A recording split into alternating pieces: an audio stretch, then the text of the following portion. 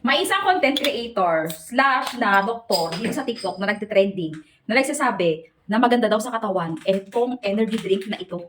Yan sabi niya. So, para sa akin, maganda siya sa katawan talaga. Yes.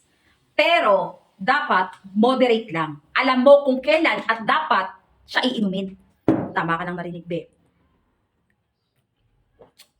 Malaki kasi ang impact and ingredient contain ng energy drink na to sa utak, sa immune system, sa katawan natin, na kailangan ng katawan natin na normally na hindi natin nakukuha sa normal na kinakain at iniinom natin ng mga ibang inumin or tinitake natin na gamot.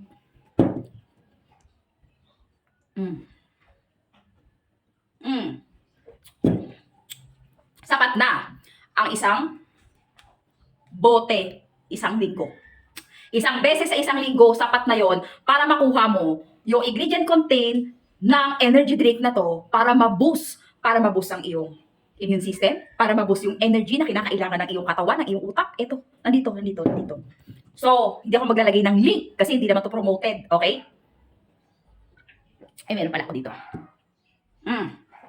Ang sarap talaga ng cobra. Nanunuklaw.